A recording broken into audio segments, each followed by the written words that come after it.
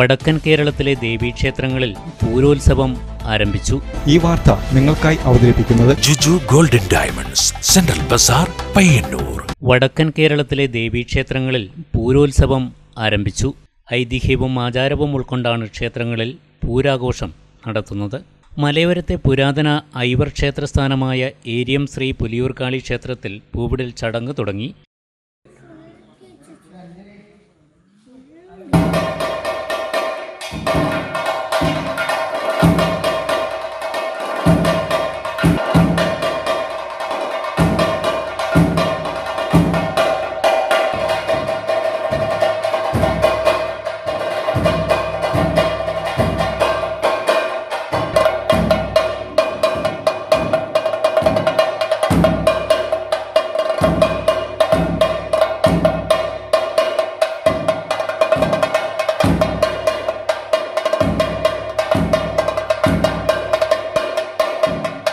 April 10 വരെയാണ് പൂരാഘോഷം. പൂരാഘോഷത്തിൻ്റെ ഭാഗമായി പറവൂർ ശ്രീ പുലിയൂർക്കാളി ക്ഷേത്രത്തിൽ മറത്തുകളിയും അരങ്ങേറും.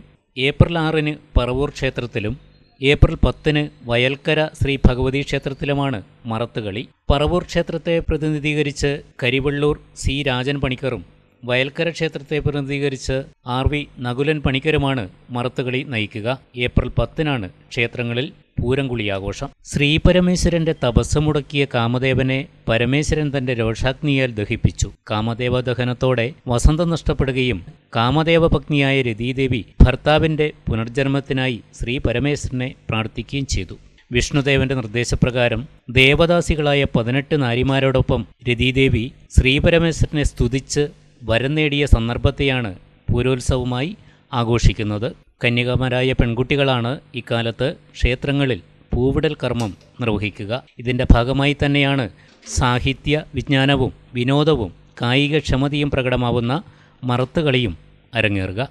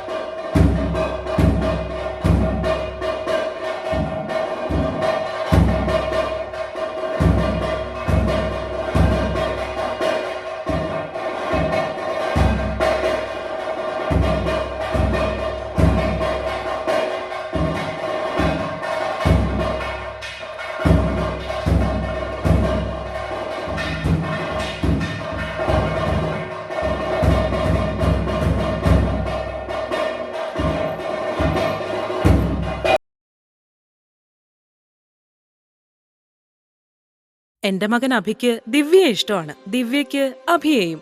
അപ്പൊ എങ്ങനെയാ, അവരുടെ ഇഷ്ടം നടത്തുകയല്ലേ?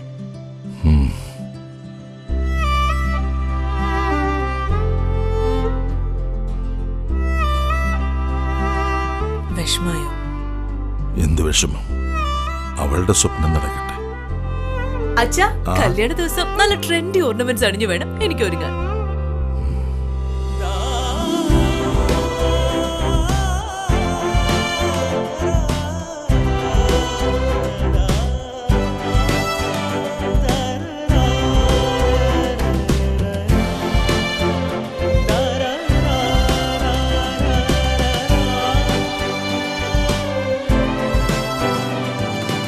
അഫ്സലേ, നമ്മുടെ തെക്കേപ്പറമ്പ് നോക്കാൻ വന്ന നാസറിന്റെ മോനില്ലേ, അവനോട് നാളെ തന്നെ വരാൻ പറ. രാവിലെ തന്നെ കല്യാണത്തിന്റെ ഒരുക്കങ്ങളൊക്കെ തുടങ്ങിയല്ലേ? മോളുടെ സ്വപ്നങ്ങൾ നടക്കട്ടെ. അച്ഛന്റെ സ്വപ്നങ്ങൾക്ക് മുകളിലല്ല ഒരിക്കലും എന്റെ സ്വപ്നങ്ങൾ. IAS.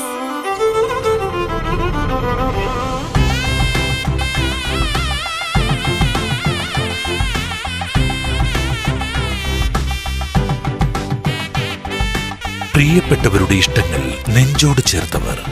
ജുജു golden diamonds, central Bazar, Payyanur.